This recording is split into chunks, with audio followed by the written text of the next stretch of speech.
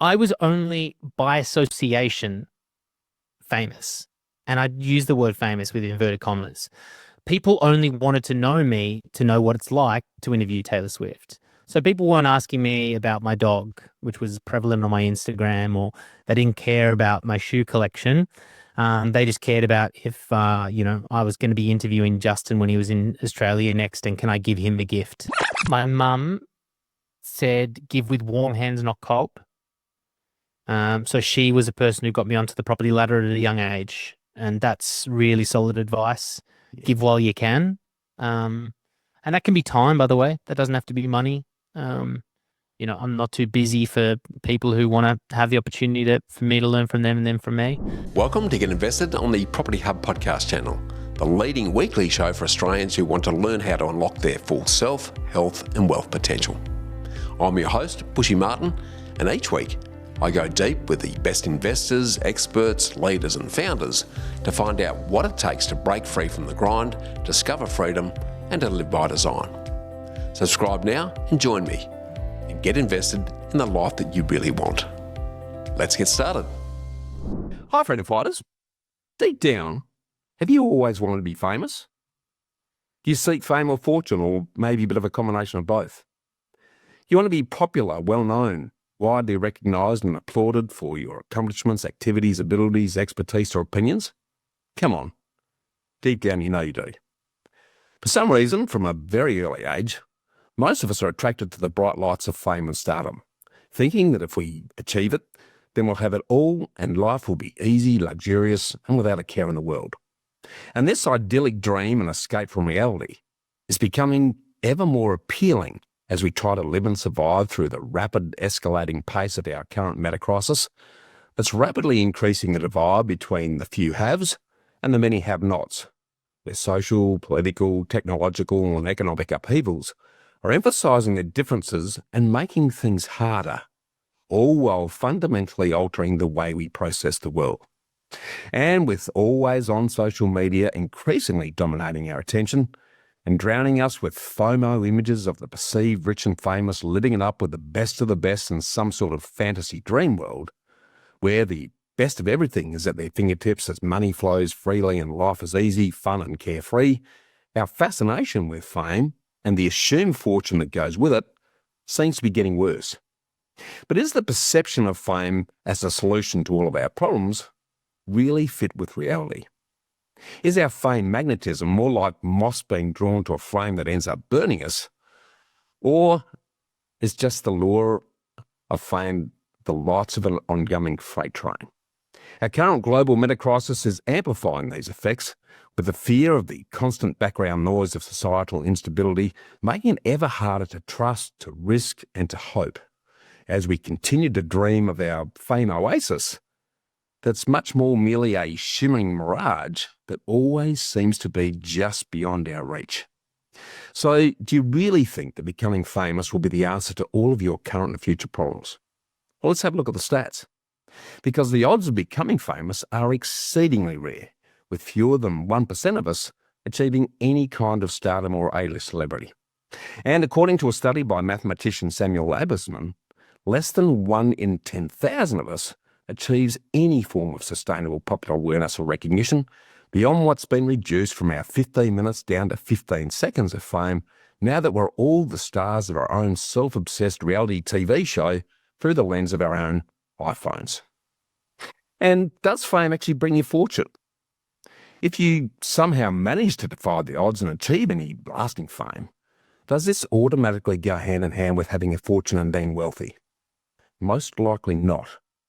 A recent study by the Queen Mary University of London revealed that only 2% of actors and entertainers make a living from the profession, and 90% are out of work at any one time. Coming at this from the opposite direction, there's approximately 56 million millionaires worldwide now, and the percentage of these who are famous is under less than 5%, or about 1 in 20. So there certainly seems to be a massive chasm between fame and fortune. Now, if fame doesn't bring you fortune, does it at least bring you happiness? Well, according to most research, fame generally seems to make people less happy, not more, exposing you to a myriad of challenges and problems you'd probably never even thought of. While most of us like to be known, once you become recognisable to a large segment of the public, which is what fame is, you quickly lose all your personal freedoms, with studies showing that fame results in your loss of privacy, the constant pressure of being in the public eye, along with relentless scrutiny and criticism of everything you do, and exposure to a sea of superficial grifters, paparazzi, and a host of addictive temptations. So be careful what you wish for, because fame tends to act as a volume switch and magnifying enabler of all our character traits, both good and bad. Just look at the tragic lives and premature deaths of many of the famous. And while I've never been famous, I did work very hard to become as well known as possible to all and sundry in the little old town of Alice Springs in the red centre of Australia while I was living and working there back in the 80s and 90s, in order to promote the profile of our architectural firm. So I got involved in a myriad of local associations and committees and was constantly on the local TV, radio and the newspaper to ensure that I was perceived as a creative thought leader, so that I was top of mind for all building and design work. And in no time flat, it got to the stage where I had to hide at home to disguise myself before I went shopping, for fear of being bailed up by a complete stranger to talk about one issue or another, and I copped abuse and had my car keyed, and I quickly learned to detest it and avoid it like the plague. And this is not even a scratch of what real fame would entail. So from where I sit, you can have it. It's all yours. So I don't know about you, but I think fame's got hairs on it. I'd much rather focus on the fortune side of the equation, where wealth funds my time and anonymity fuels my freedom, so that I can do what I want, when I want, with who I want. And when I talk fortune, I'm not talking endless dollars here. What I'm really saying is how much is enough. How much is enough for you to live your version of your ideal lifestyle? Because anything beyond that is superfluous. And chasing endless money for the sake of money is just another way to stay unhappy and work yourself into an early grave. All you need to do is get clear on your ideal lifestyle and how much it costs a year, then invest in building an income-producing asset base, a nest egg, that fuels your level of lifestyle income. For example, a very comfortable debt-free lifestyle income of between 120 and 200 grand a year for a couple that allows you the time and freedom to do most things pretty easily can be funded from an income-producing nest egg of between $2.4 to $4 million based on a 5% net return. And this only equates to around 2 to 3 growth properties if you're investing for 15 years or more. And while 15 years might seem like a long time in our instant overnight everything world, I can tell you firsthand, it goes by in a flash. It's why I love property as the best, easiest, safest and most affordable vehicle to achieve this here in Australia, because you can combine the power of leverage with the law of compounding to build your wealth over time. So you just need to give yourself plenty of another form of TLC, the tender loving care that results from embracing time, leverage and compounding. So do yourself a massive future favour and get invested sooner rather than later. And property is both accepting and agnostic. It doesn't matter who you are or where you are, and it doesn't discriminate. If you've got the time, the equity, the capacity and the mindset, anyone and everyone can do well in property if you do it properly. So if you want to learn your why, what and how of property to achieve your lifestyle goals, whether you're an inspiring investor or an existing investor where it just isn't working properly, feel free to join me on our recently released Freedom Formula program by clicking the link in the show notes, which is where I actually met today's guest, as he's an expert producer and has an awesome podcast production studio in Melbourne. So before we pick his brains, my humble advice to you is to avoid the allure of the wafer-thin, here today, gone tomorrow trappings and tribulations of ephemeral fame, and instead just become famous to the very few that really matter to you, while you focus on getting invested in building your wealth by stealth as the safest, easiest and most affordable way of funding your version of financial freedom and sustainable success. Yes, this is boring and it's not very sexy, but as someone once said, if what you're doing is exciting, you're not likely making much money. While building wealth is like watching grass grow or paint dry, because this is exactly the point. If you've invested in the right asset in the right way, you can get out of the way and let your investments do their thing and fund your future, while you put your limited time into your family, friends, career, and what's really important to you. Now, if you don't believe me on any of this, then I suggest you have a good listen to today's guest, who's had more brushes with fame and the famous than I've had hot dinners, alongside his own national notoriety and popularity. I'm talking, of course, about Angus O'Loughlin. As you're about to hear, Angus has worked in the entertainment industry for over 15 years across TV, radio and podcasts right across the country. Spending years behind the microphone as a dedicated radio guy, he's been the host and worked on some of radio's biggest shows, including National Nights, the Capital City Breakfast Radio and National Weekends, along with a stint as breakfast host of good old Adelaide's SAFM that I've spent many years listening to. And he used to host the national nightly Hit 30 show, or as he told everyone at the time, I'm after Hamish and Andy. Now, this is a man with over 32,000 Insta followers and nearly 60,000 Twitter or X followers who, at the height of his fame, made the courageous decision to step away from the constant 24/7 demands of radio and being in the public eye to get some time and space back, to focus on the quality rather than the quantity of life, and put his energy into new and evolving podcast programs that build on his years of content development, over 20,000 hours of audio editing and digital asset creation, with the establishment of his own awesome studio, Sessions in Progress, where he now records and distributes podcasts for others, while also co-hosting two great podcasts that include Gets On, a podcast for wine lovers who know nothing about what's in the glass, and I think it's just an excuse to drink more wine, as well as Listen Able, that he also co-hosts with Logie-winning Paralympic gold medalist, six-time Australian Open winner and world champion basketballer Dylan Alcott, where nothing is off limits with all things disability, because every one of us, whether we admit it or not, has them. And he even finds time for his growing passion for, you guessed it, property investment.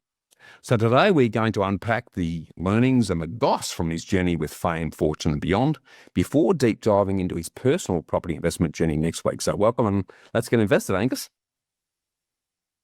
Mate, what an introduction. Thank you very much, Bushy. An absolute pleasure to be here, and a lot of lies and mistruths. You've given me way too much of a high platform, but thank you very much. Oh, I don't believe that for a second, mate. Having spent some time with you on a couple of occasions now, you're clearly a very humble guy, which is quite rare for someone with 15 years in radio, to be perfectly honest, given my limited exposure to that end of the equation. But mate, I guess sort of to kick things off, for those that have been living under a rock and haven't come across your vocal brilliance, what do you do differently and why do you do what you do, mate? Well, I would say 99.9% of the audience would have no idea who I am, which is perfectly fine with me, because sort of my job was to highlight others, whether they were in the seat across from me or whether it was the artist or the celebrity that I was interviewing.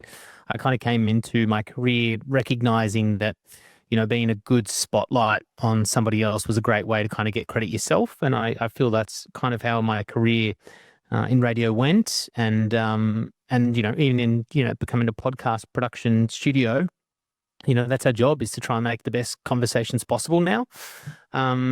It's been an interesting journey, certainly, and it's one that's had a lot of travel across Australia. I'm from a place called Janjak, which is close to Torquay, which is close to Geelong, for those who might not know it. And I went from my beautiful mother all the way up to Cairns, then to Townsville, Tasmania, Sunshine Coast, Adelaide, Sydney, Adelaide, back home to Melbourne. So quite a journey over those 15 years in radio, and I find myself ironically not in the podcast studio today. I would have loved the YouTube audience to at least see what the podcast studio outputs can be, but we had a client extend another hour, so the podcast studio, thankfully, is booked. So, you find me with one of our other microphones and a webcam here today. Well, if they tap into the Property Wealth program and the Freedom Formula program that you've helped me produce, mate, they'll get firsthand an indication of the quality and the background of the facility. So that's an extra encouragement for them to do exactly that. But I guess, given that extensive background, what attracted you into this sort of overexposed whiz-bang world of radio and entertainment in the first place, mate?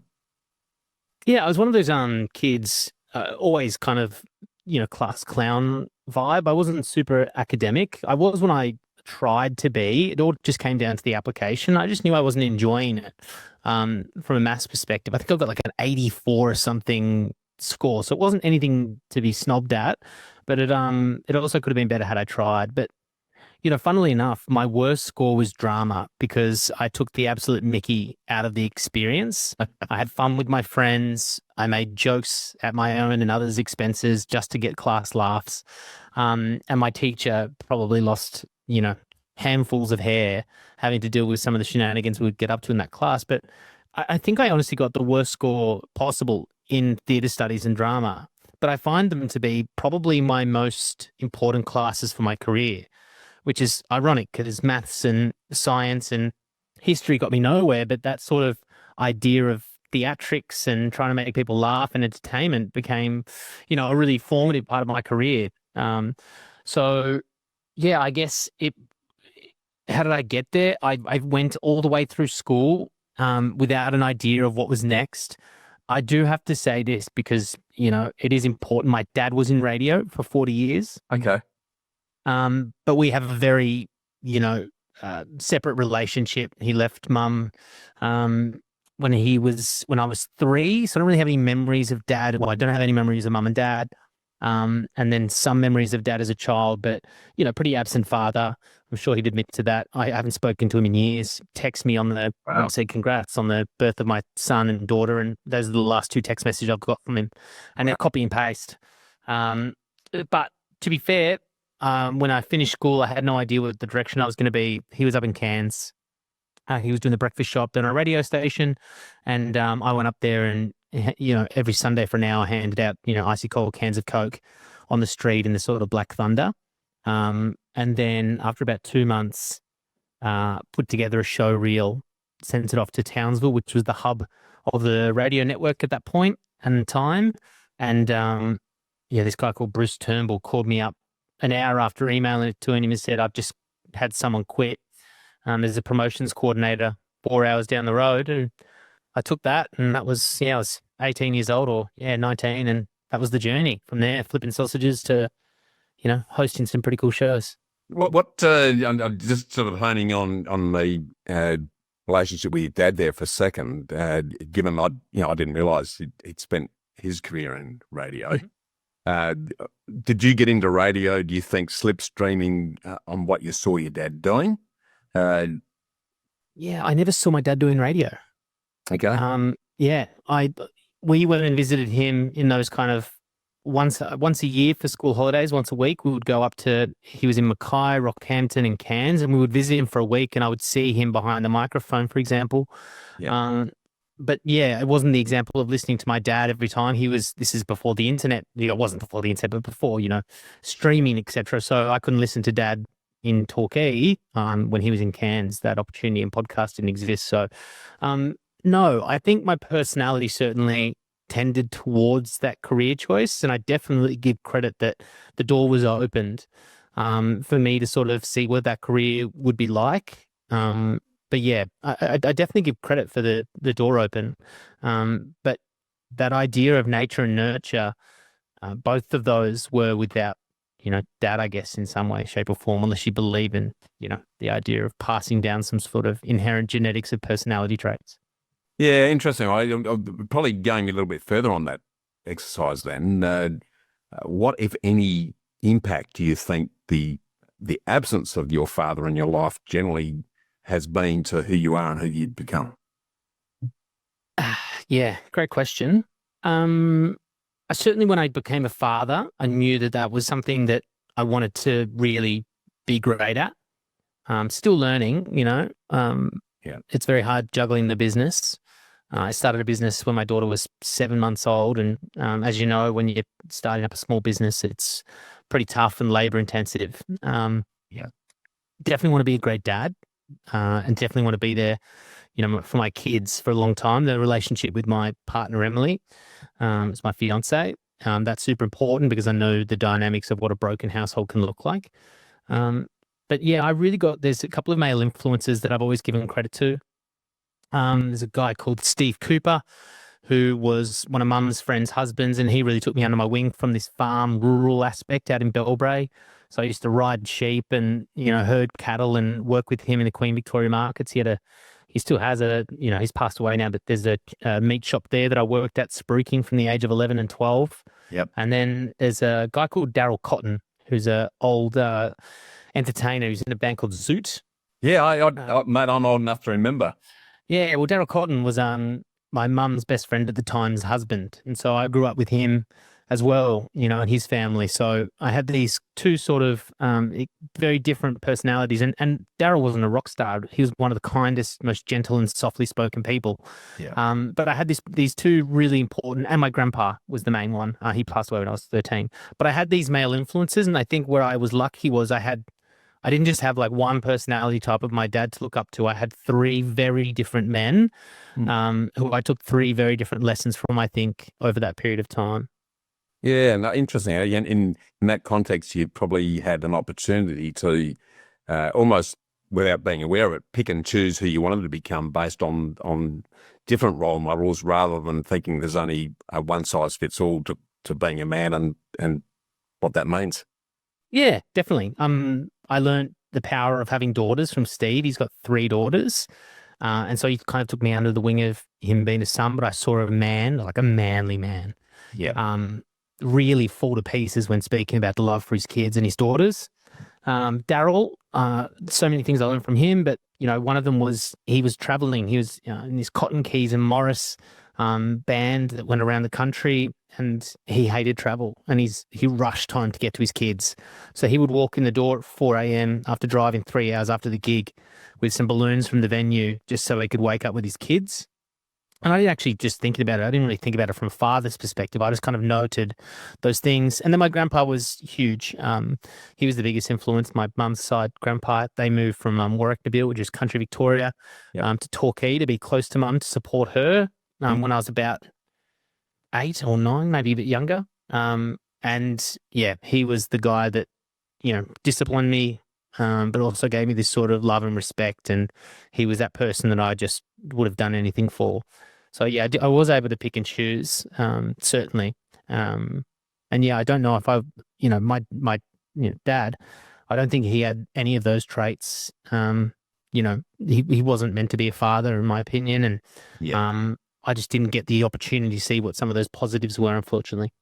Interesting, mate. That story probably hasn't finished yet. I'll be interested to see how that folds out in the years to come, mate. But sort of jumping back into the cut and thrust of the radio world, having spoken to you a few times and spent some time with you and done some Google stalking, you've clearly interviewed and spent time with some of the world's biggest stars. I'd love for you to share some of the goss that you are able to share in terms of who stood out and why, and what are some of your most memorable moments during that time, mate? Yeah, it's more of an interesting one to look back on than I was in the moment. So the main show that had that sort of prolific artist and celebrity was the Hot 30. It got rebranded when I took over, but it's 7 till 10 p.m. Across 56 stations across the country. Yep. And one of the foundational pillars of that show we sort of cemented when I first went there was we need to have an interview every night. And so, look, most of the time, Jessica Malboy would be, the guest. And we'd have, some of the rappers coming through or Illy or, Justice Crew.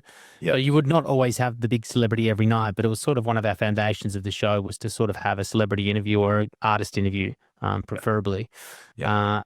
But in amongst that, you've got all the tours of people coming to the country. So when Robbie Williams is here, you chat to Robbie Williams. When Pink's here, when One Direction, I got to meet Beyonce. So you kind of, anyone who is the big star, every network sort of gets, with the big stars, they get one, maybe two opportunities for interviews. Yeah. And luckily Nights would get that opportunity because you were the national show. So instead of going to, Melbourne breakfast or Sydney breakfast, it would go to the show that's going to hit 56 stations. So I was very lucky that, we would at least get one of those boxes and, so I would get the chance to, have a riff with Taylor Swift for 20 minutes. It's pretty cool. Yeah, I love it. If you sort of look back on the people you've had a chance to rub shoulders with, and you've probably seen some good, bad and ugly amongst all of that, what have you taken away from that, mate? You sort of said it in the intro a little bit. It's not as luxurious as it seems. Sometimes a music network, like Universal Music, a big company, or Sony, or whoever it was, would be bringing this artist out after they've just hopped off a plane. So, you'd have an artist who landed at midnight, went to bed at 2 a.m., and they're being dragged to the radio station at 7 a.m. And they're exhausted. And, they've got to perform the night after or that night. And they're just being pushed into studios and around the place. So a lot of the time, I would luckily be the end of those interviews sometimes. And I say luckily, but I would usually be a bit more relaxed, and I try and do that tone and feel with my interviews anyway. But you kind of get that off the mic moment because they didn't have to be rushed to somewhere else. And, I'd chat to many artists and they'd be like, I was in Japan yesterday and I didn't go out. So I just, my hotel, not for, lack of want, but because if I did, I was not sleeping. So, it was some eye water. I recognized that I was like, okay, that maybe that's not the life that everyone thinks. It wasn't as great as it was, unless you were the big star and you could just, I saw, Pink had the opportunity to have a fair bit of downtime or come a week before and have a bit of a holiday. Yeah, I love that. I know you've shared with me previously how impressed you were with Taylor Swift and how her whole, there's an empire there that's built around that whole exercise. Oh, the story? You want the Yeah, story? can you share a little bit of that? It was really interesting, actually. Yeah, well, it's one of the best systems I've ever seen. So I'd interviewed Taylor Swift on one of her tours, the Reputation tour, and she'd come back a couple of years later for the next tour. And I had a friend at Universal Music, and she called me about 9 p.m. and she's like, "Man, I'm at the office. I'm putting together these sheets for Taylor's team. Can you just help me and save me 30 minutes of research? What did you talk about with Taylor last time you spoke with her?" And I was like, "What do you mean?" She's like, "I just need to write some things down. What did you do?" And I said, "Oh, well, she's a cat person. She's got famously massive into cats. And so I had the RSPCA bring some cats in, and she named them Monica and Chandler from Friends, and they immediately got adopted." Yep. So I told her that. She's like, "Thank you so much." And then anyway, I was like, "Oh, that was weird." And then it all kind of made sense a couple of nights later when we're at Taylor Swift, and there's about 15 of us got this opportunity to meet Taylor's mom, and she takes you on a behind the scenes tour. So you get to go onto stage and under the stage and see the costumes, and that's all really lovely. And then you go up to this private room, and then Taylor comes out, and we were the first group. So you kind of stand in your radio network. So like Nova's over there and Kiss is there, and we were SCA, and I was standing with my housemate and music director, Ego, and I think Irene, who's what was one of our bosses at the time. Yep. And she comes around the corner and she goes, "Angus, it's so good to see you again." And I was like, "Oh, hi." She's like, "Oh my God, I've been dying to ask you, did those cats get adopted?" And I was like, "Oh yeah, they did get adopted." And she referenced something else, and just, and it not to seem inauthentic, because if I didn't know that I watched her then do the room and do that to everyone. Yeah. And the way that she made people feel was unbelievable. People were just like, "Taylor knows me. She remembers me." Yeah. And so I really admired that. And I knew, what my friend was doing from, the Australian division of the record label. And she obviously was just around the corner from the curtain, just looking at a cheat sheet and going around. But the way that she made people feel was incredible. And the other great thing that she does is she asks you for a photo. Because she knows every single person who walks past her wants a photo with Taylor Swift, like everyone. Of course. And so she then says, "Hey, Angus, can we take a photo together?" And then you pass her phone to someone and they snap a pic. So it takes that idea that you want to ask her away. And I just thought that was super clever. That's just a very good system. And yeah, like I said, I don't want to take away the authenticity of what it was. It was just, if anything, researched and well executed. And but I think underneath all of that, yes, you use the word system, and it's a good system, but that would only be driven by genuine care in wanting to No one make other people feel comfortable. That's from my outside looking in. Whereas I'm sure you would have seen plenty of the opposite end of the spectrum. And again, I don't want you to mention any names here because that's not what. Yeah, no worries. But tell us a little bit about that other end, because the perception of a lot of people in that space where it's all about me, generally, and their world, if they're not that way when they start, it would be very easy to become that way because everything becomes that focus. Everything you do, say, think, wear, go, becomes something to talk about. Talk to us a little bit about some of the other interesting exercises at the other end. Yeah, well, there's the worst interview I ever did was a guy called Jeremy Renner, who's an actor. He plays Hawkeye in the Avengers. Oh, yes. Also recently had like a bad snowmobile accident or something, got run over by a snow clearing machine. But yeah, big actor. Was also the Bourne that wasn't Matt Damon, if that's a reference to anyone, I guess. Okay. He was, so I found this out on the back end and I don't think it matters. But he was, brought out to Australia to promote a film called Hansel and Gretel Witch Hunter. So Jeremy had filmed this. This is the backstory. I can tell you what happened. So first of all, you have to go watch the movie. We go to a private screening, not with them. You watch it at, some private theater. You get your notes, you go, and then you go to the hotel, and it's just a hotel room with the Sydney backdrop of the Opera House. They used it all the time. Yeah. And you get 10 minutes and you walk outside and fixing whipper there. And, it's just the same sort of system. Sausage machine. It's a junket, we call it. Yeah. And it was Hansel and Gretel. So I walked into the room dropping pieces of bread. So that was my thing, all the way to my chair, and I sit down and he's there with a co-host. He's movie star, co-star. Yeah. She was lovely. And he goes, cool, Hansel and Gretel, good joke. And then anyway, I was just like, oh man, like straight away, I was like, oh, this is going to be tough. And then they hit record once everything's set. And it was just a brutal interview. Just 1 or 2 word answers, really tough, just no rapport. He made his co-star feel like she had to make up for all of she was obviously there going, this guy's been a dick. And then the backstory, I walked out of that going, what an asshole. It still say today. And the backstory to that is that everyone had bad interviews. Everyone who walked out was like, that was the worst interview we've all done. Yeah. But what had happened was he actually filmed that movie years before Avengers. Okay. And it hadn't been greenlit. So it was a straight to DVD vibe, but it never got released. Yep. But then when he became an Avenger and that becomes $1 billion film, the producers of that film or the creators then go back to the studio and go, look, we've got Jeremy Renner as the star of this film. Yeah.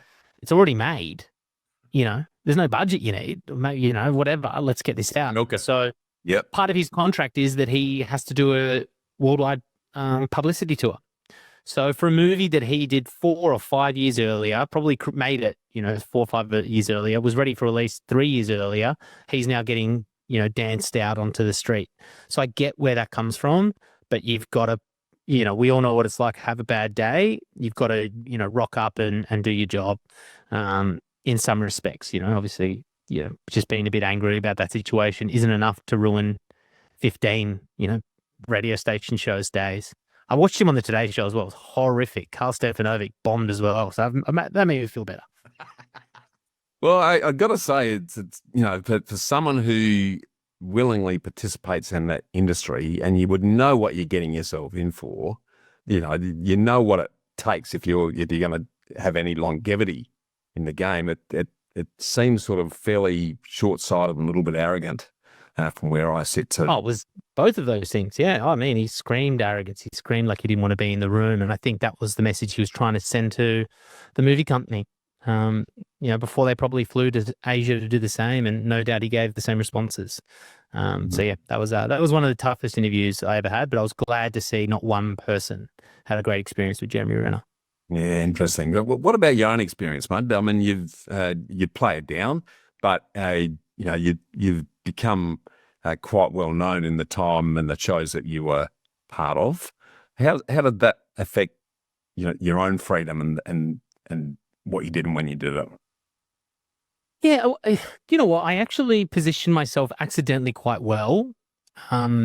So if there was any sort of level of notoriety or people stopping me on the street, which did happen, especially in young audiences, because that's what the Hit 30 and the Hot 30 is known for, is targeting One Direction, Justin Bieber fans. Yeah. Back when they were the biggest thing in the world. Yeah. But it took me a while to realize, and I was completely fine with it, even as a 24 to 28-year-old, the time I was on the show. I was really fine with it. I was only by association famous. And I'd use the word famous with inverted commas. People only wanted to know me to know what it's like to interview Taylor Swift. So people weren't asking me about my dog, which was prevalent on my Instagram, or they didn't care about my shoe collection. They just cared about if, I was going to be interviewing Justin when he was in Australia next, and can I give him a gift? So it's funny, you rattled off some of those Twitter and Instagram stats. They actually used to be much bigger. I had over 110,000 ex-followers now on Twitter.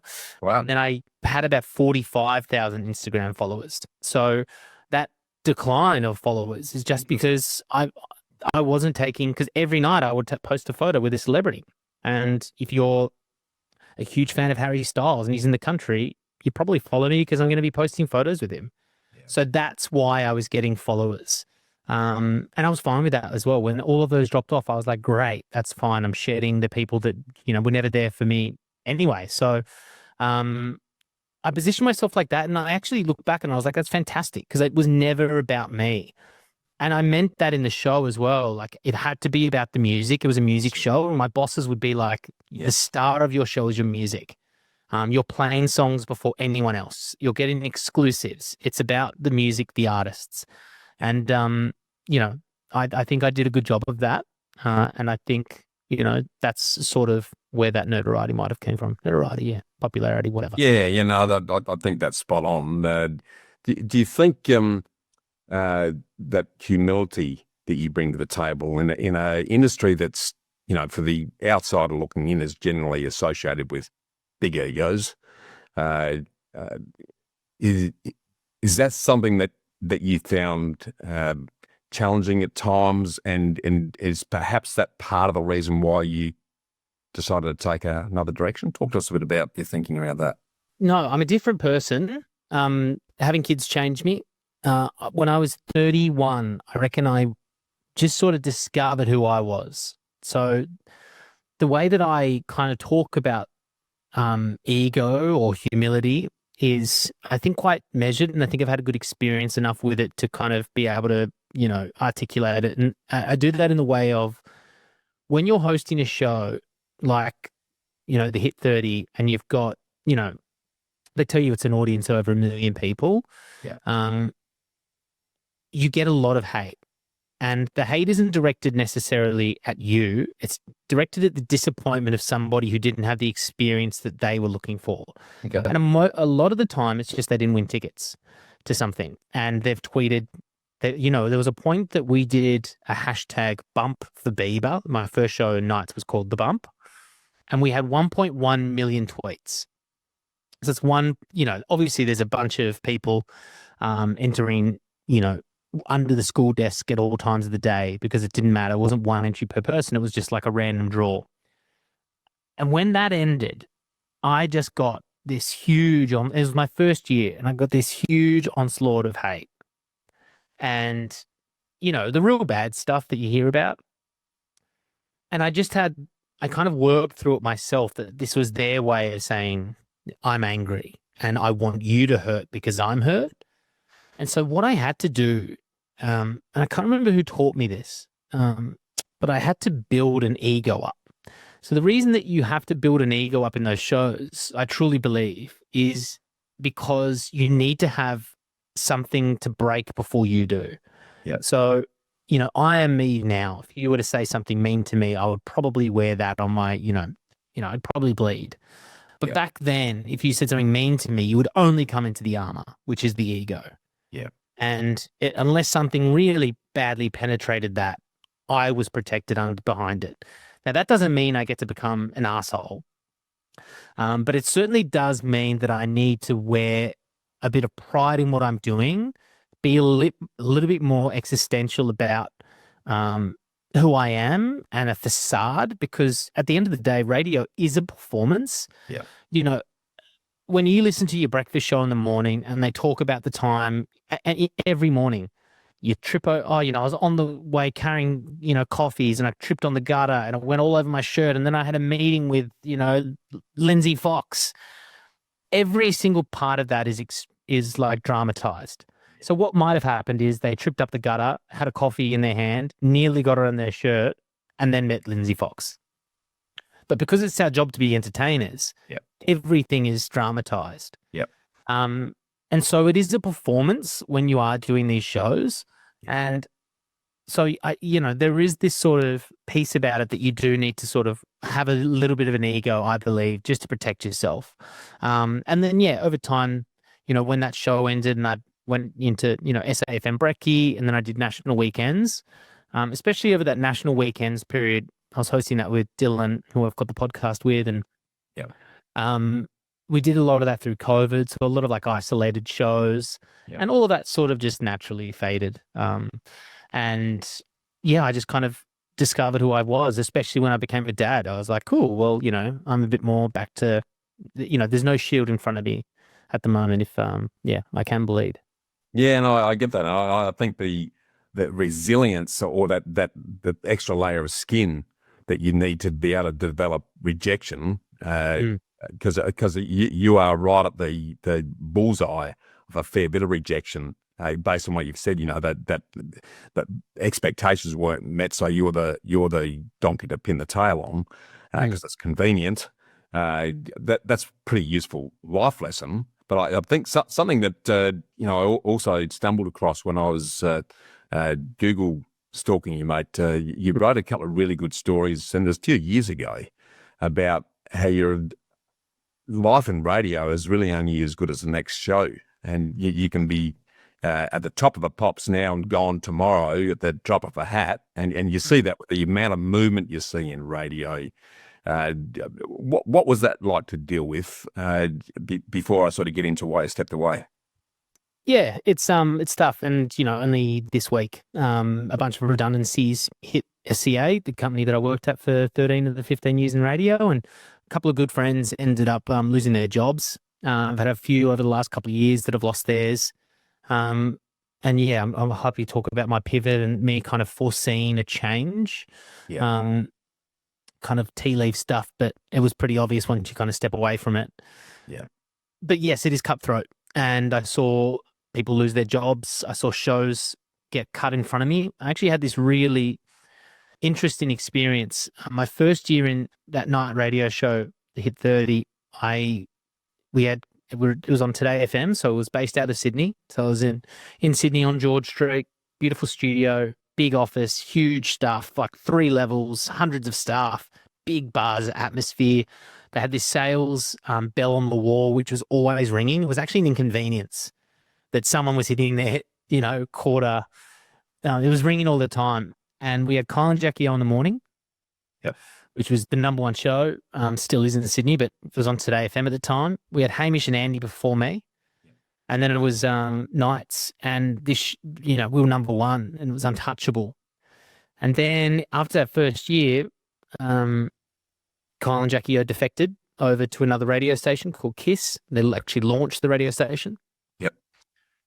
And I watched a bunch of really talented creatives lose their jobs year after year. The first show was, to be fair, no good. Even on paper, you were like, what is this show doing? It was Jules Lund, who I love. I love them all, but it was just a wild show. It was Jules Lund, Sophie Monk, Mel B from the Spice Girls, and Merrick Watts. Okay.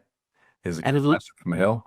Yeah, and I mean, it didn't matter who it was really going to be. It was never going to work. Yeah. Like, the first show was just going to be, to the slaughter. Because Kyle and Jackie O did exactly what people thought they couldn't do, and that was take their whole audience over to a station that was fourth, make them number one in the first book. Yeah. It was really, but then I saw that show get fired. Then I saw Dan and Maz, who were really good friends at the time. They got fired straight after. Then Rove and Sam Frost got fired straight after. Yeah. Then it was Grant Denyer, Ed Cavalier, and Em Rusciano. Yep. And I reckon it was Em Rusciano before it. Yeah. Axed. And I just watched show after show get axed. Yeah. And yeah, I just stayed in my little spot. And I remember even just hearing from the bosses, just like, don't cause trouble. Like, that's what you didn't want to do. And, I was lucky that every 8 weeks I would get rated across 5 different markets. So even though Sydney was bombing everywhere and, the night show's not going to say that, Melbourne might be good, or Adelaide might have a great book, or Brisbane. So I certainly witnessed a lot of, cuts happen. And I think watching that, I just kind of always, it never happened to me, but I thought it was inevitable. So certainly is just part of the parcel. And it's, sometimes you do get a good wage because you understand, it's finite. It's like AFL players, It's just got pedigree. Yeah, exactly. The life cycle's right. Then there's, a cynical part of me that says, well, look, the actual owners of those stations, like musicians, they don't want you to become too popular, because then you can start dictating the terms and negotiating a better playing field. So if they chop and change and they build you up and then catch you off quickly enough and keep churning, then profitability wise, that's a pretty good model. I might be right off the mark with that. Oh, look, I think it's a mixture of things. I think you're not wrong. I think, the other part of that is that, they should have just paid Kyle. I think Kyle wanted $2 million more. Yeah. For his next contract. And I think it ended up costing SCA $100 or $200 million bucks. Ouch. So not a great return. I think it also comes back into investing in that talent. They'd done all the hard work. Kyle and Jackie O was on the show before me, be a decade earlier doing the Hot 30. Yeah. They'd been nurtured through the system, and they were asking for obviously what they were entitled to, because they're on $100 million 10-year deal now. So they certainly weren't on that money back then. So it also comes down to just, investing in, and this goes for any business, investing in your talent. Yeah, exactly. And making sure that the conditions and what they are is good. And yeah, like it's like any business. Your talent can get poached. It's like, what have you put in enough work to make sure that they feel like this is the home? Yeah. It can work a bunch of different ways. It can be, yes, your point. It can also be the other side of they could have been treated better. Yeah, I love it. Slight shift in direction now, because basically as a communicator, both behind the microphone and behind the scenes, what's your view on why getting the message out there is important for everyone? And given we're in a current world where everyone an iPhone is a journalist, basically, what's the best way to actually break through in the current environment? You got any thoughts on that? Yeah. Yes. Quality is the most important thing. So, going into that idea of why I pivoted, I was on air with Dylan Alcott. He's a man in a wheelchair. He was my first real experience with disability firsthand. I'd had people in my life who had had disability, but I'd never really lent into it. And, we'd finished our first radio show together. We went across the road to get a beer. I jaywalked in between 2 cars to the pub, and Dylan's like, "Hey mate, where am I going?" Yeah. And I was like, "Oh, yeah, of course you can't squeeze in between these 2 cars down this gutter." So we went across the pedestrian crossing. I'd picked the pub across the road. First thing, 2 steps up to it. So anyway, Dylan's like, "No dramas." He does it all the time. Got him up the 2 stairs. He needs to use the bathroom, goes into the bathroom. It's basically a storage unit. There's kids' chairs, excess toilet rolls and chemicals. He has to wade through that to get to the, access bathroom. And this podcast, it was formed. I just said to Dylan, "That's really interesting over the beer. Like, what does a blind person do in this case for the same scenario?" And he goes, "Well, you should ask someone who's blind." And I was like, "Good point." And so he has this great quote. I use it all the time and reference him, of course, but he says, I'm not the disability Dalai Lama. Like, I don't know what it's like for somebody, to live with the experience of having a stroke. So I said to him, his book is called Able, his biography, and obviously listenable. Is a term you could use about audio forms. And so I said, what do we call this podcast? Listen Able, and of course disable. And then he said yes, and we started recording this podcast, and all of a sudden I just felt this real community vibe, because I'd gone from creating, you get 8 talk breaks an hour on radio, and you're on air for 3 hours a day. Yeah. It's a lot of talk breaks. And even though you don't lift the whole load, you've usually got a co-host. It's a lot of talking. Yeah. And it's just quantity. You're just throwing quantity at the speakers. Yeah. And like I said, you've got to make things more extravagant, because it's not the truth. And you want people to be entertained at certain, people listen for 15 minutes. If they get a dud story, they'll go check out the other station. Yeah. So all of a sudden we're making this quality content, this really well thought out, investing in the guests coming, research. And, you do that to an extent with radio, but, I just was really invested in these stories and wanted to give them the best chance of finding an audience. And then all of a sudden, the podcast launched really well. And I was being told I had 1 million or 800,000 listeners every weekend across the country on this radio show. And this podcast had, we did launch very well with about 45,000 or 50,000 downloads. We released 4 episodes at once. Yep. And I was getting all these DMs of people about this podcast, which apparently had an audience that was 5% of the radio show. And I just went, quality sort of wins. And so that's where the sort of podcast space came into real fruition. Even though I'd been on podcasts, technically all my radio shows had been put into podcast landscapes, I never really invested the time into them. And then all of a sudden I just had this firsthand experience of making an impact directly. And yeah, that's sort of where I wanted to, I found myself leaning towards Listenable. And then I had this idea for a wine podcast, got some, and that was a slow burn, by the way. So I used this example of a graph. We had no downloads in our first, realistically, really unsuccessful downloads in the first year. Like, you would have given up. If I didn't have a podcast studio and the ability to edit everything, you wouldn't do it. Financially made no sense. Yeah. And now it reaches like 1.5 million people on Instagram a month, 10,000 plus downloads. We've got a couple of great sponsors. And it's not only quality. You build a community there and a message that people want and need to hear. So there's a whole level of fulfillment that goes with that. That's way beyond just entertaining people for 15 seconds. And I know, like you, I was talking to myself when I started getting invested back in, I think it's 2016, I started the podcast. And for a long time, I didn't think anyone was listening, to be honest. But that was probably a good thing, because I was trying to hone the skills and learn how to actually communicate in a way that was going to engage people and get some interest. But there's that old exponential curve. It doesn't matter what we do, mate. If we keep doing things long enough and the quality is good enough, then exponential growth increases in the skills you bring to the table, and in this case, the audience that then choose into it. I don't think it gets much better than that from me. Is that your mission for Sessions in Progress? So where are you going to take it? Yeah. So originally I thought, Listenable, when we launched the business, I launched my business, which was the umbrella Session in Progress, and Listenable was a show underneath it. Yep. I just thought all I was going to do was be a creative genius that made podcast ideas up out of my head, found sponsorship, and that was happy days.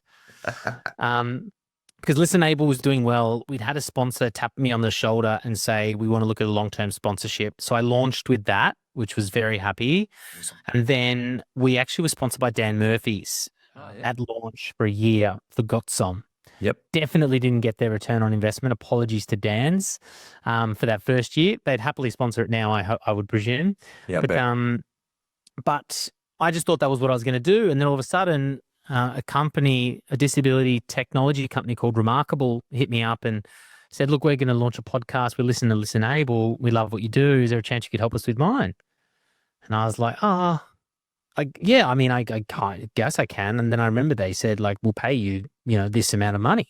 Yeah. It was like, more than $10,000. Yeah. And I was like, yeah, well, of course I'll do that. And so, yeah, that was it. And then all of a sudden I was making that podcast. We're on season 4 with them now. Yeah. But there was a couple of taps on the shoulder to make other companies' podcasts. And then I just realized that, the difference in podcast productions, because there's a few of them, not a lot around. Yeah. But I knew that I can do the production piece. I can make everything look and sound good. But what my real skill was all of those interviews I did. Every single night I interviewed someone. So I've got an interview. It's like 1,174 interviews. Wow. In a hard drive. And that was my skill. I got really good at it. And I would have people come into the studio that weren't really good at it. Yeah. So what I would do is like, hey, here's a new approach to your piece here. And they found huge value in that. And, not to say, I would say most, if not all, of the production studios in Australia are led by production people. So they know how to make audio sound good and video to sound good. But when they want to put their hands in the content, what are you going to do? So that's where I found what Session in Progress was. And that's where sort of I bring the value. And we've got a great little team that helps bring in that production factor as well. I still work with the guy who who worked with me on the Hit 30, who made all of my big sounds. It's an imaging producer. It should be called a sound designer. Yeah. And he creates all of our sounds. And we've got this great workflow. So I've got the great people around me. The difference is, I'm just trying to make people look and sound their best.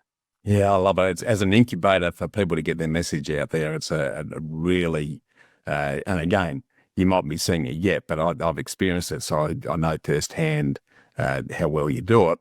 And the art of the interview, and because that's an art and a science all by itself that very few people get right in my view, because it's most of the times it's all about the interview and not about the guest. That's where it doesn't work. But reinforcing what you've said a couple of times there, you're always about the person you're talking to, or the music, and you're just a facilitator and the enabler. That's a position that not many people get to or recognize, mate. But before I switch into the fast forward that every podcast asks you and gets you to do the tap dance, what, if anything, do you struggle with? Huh? Time management, business. Really struggle with the business stuff. If I could, look, I'm okay at it now. I'm in year 4.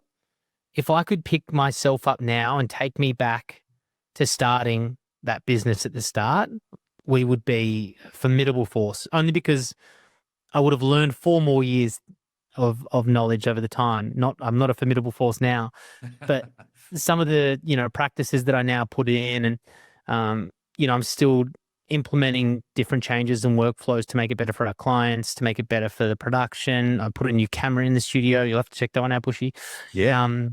But, we're always trying to be better, but I just didn't know, like I looked at cameras. I don't know tech stuff that much. Yeah. I knew audio. I knew I've edited every single interview I've ever done. Yeah. So I knew Adobe and I knew some of those programs. Yep. But I thought when we launched the business, GoPros, and they shoot in 4K. Yeah. That's going to be high quality image for our videos.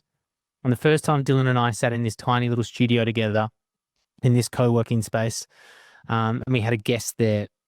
We had 3 GoPros I bought, $1,200. Yeah. And one on the guest, one on Dylan, one on me. And about 34 minutes in, they all go beep, beep, beep, beep, overheating. Oh, no. Because they're meant to be, bloody in windsurfers' hands and on the side of rally cars and, going on skateboards. Not in a hot room, stationary, not getting any sort of cooling. I've still got those GoPros. They have not been used since that recording. I couldn't return them, unfortunately. I did try. But also, because we're an accessible podcast company, Listen Able, is the foundation of the idea of this, which is everything we do is filmed. If it's not filmed, even if the client doesn't use it, I'll provide a transcript. All of our videos that we provide for social edits have captions. Everything that we put in is trying to be accessible. And our practices of trying to teach our clients about these things called alt text and video descriptions so that everyone can enjoy the conversation. If you want to go back to that idea of how do you build and you know, a large part of your audience can't either see or hear your podcast. Exactly. And if you want to have, and you know, let's say it's not the person who's deaf or hard of hearing who can't hear your podcast, it's the friend of theirs who wants to share the story with them that they can't relate to because there's no facility for them to be able to enjoy that conversation together. Yep. So, you know, when a GoPro or your camera, your video asset breaks down to 34 minutes with a high-level disability man called Noah Callan who's using a computer program to speak, it's a pretty big fail. So I would like to learn. I'd like to learn from those mistakes and go back and put myself in that seat, but I can't. So yeah, I definitely take that on board. Well, we've had a few stuff. I'm getting better though. I've had a lot more than you have in that context because compared to you, I'm a rank amateur, mate. But I now want to switch into what I affectionately refer to as the ambush round or the bushfire lightning round, where I just hit you with 4 questions that the audience always loves to hear responses on. The first of those, if you could have coffee with anyone, either alive or dead, who would you choose and why? It would be a sentimental one. It would probably be my grandpa.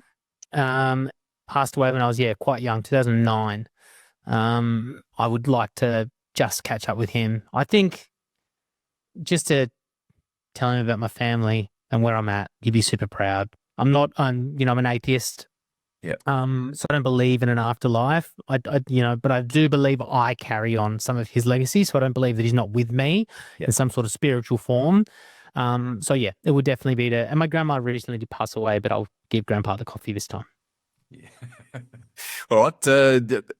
Back in the investment arena for a second, which we'll dive into in part 2.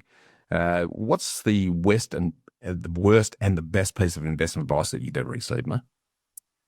This will lead into next week's episode. My mum said, give with warm hands, not cold. So she was a person who got me onto the property ladder at a young age. And that's really solid advice. Yeah. Give while you can. And that can be time, by the way. That doesn't have to be money.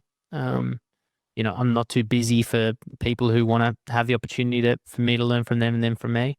Yeah. And the worst piece of advice, financial? Is it financial advice? Doesn't have to be. Invest in anything, really. Okay. Worst piece of advice I got was to buy a car in Townsville for $200. I drove it unregistered, not knowing that it wasn't unregistered, and it was the drug runner car. I lived in a backpackers in Townsville called Adventurers Backpackers, and the guy who was leaving the country sold me the car for $200, and he'd been using it to sell weed out the back. And cops went and found this car very quickly. And it wasn't so much that I actually got away with it scot-free. Yeah. But it was the fact that I just threw $200, and it's nothing to do with the investment. $200 was so much money to me then. And my mate CK was like, "This is the greatest thing you're ever gonna do." It was a Sandman. It was a cool car with flames. Oh, I love the Sandmans, man. Was it yellow? Oh. No, it was white with flames up the side. Oh, of course it was. Yeah, and I should have known there was no key to start it. You had to put 2 wires together. I'm not kidding. I thought it was registered. The worst piece of advice was driving that thing around. I mean, imagine if I was involved in an accident. No insurance, no. It's gold. I love that. Very lucky. But I want you to put on your tights and cape. What superpower do you wish you had and why?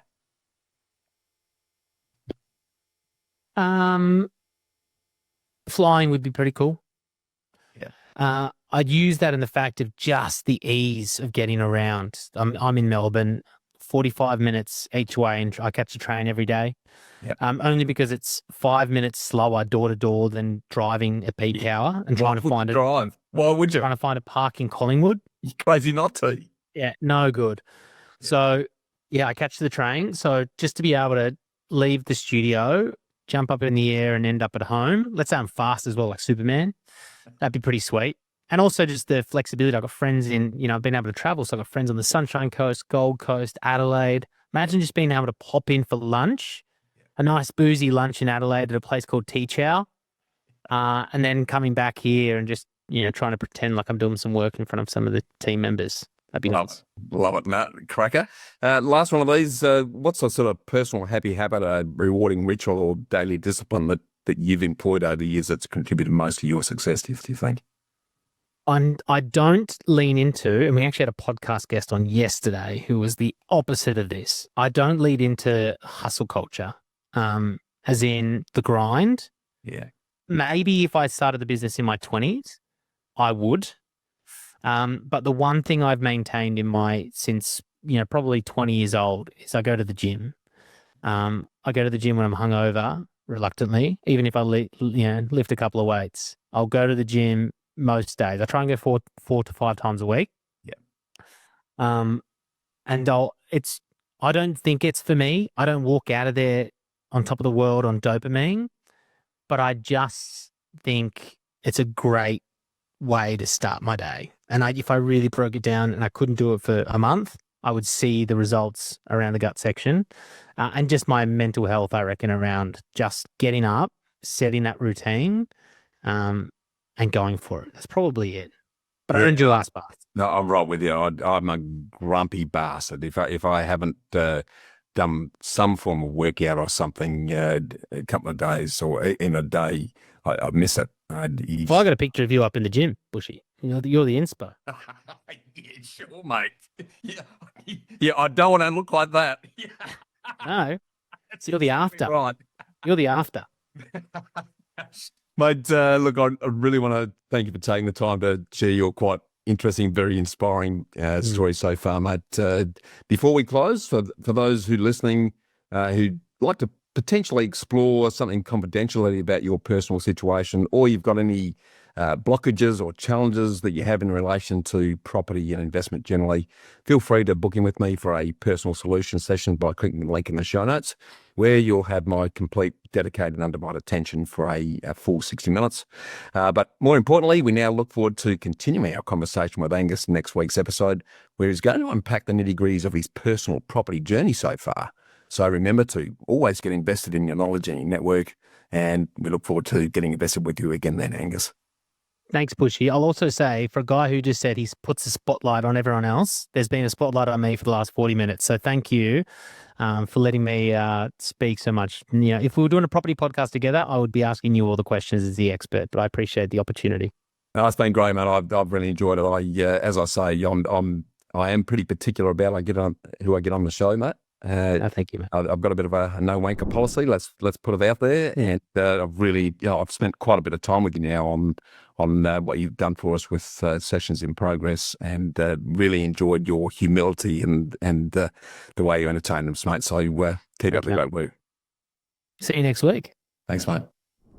Thanks for tuning in to Get Invested on the Property Hub podcast channel, your home for property investment insights and inspiration. Make sure you subscribe to Property Hub for free. Get your weekly dose of Get Invested inspiration, along with every episode of Realty Talk, Australia's top online property show for red-hot property investing news and insights direct from industry leaders and influencers. And finally, I'll see you next time.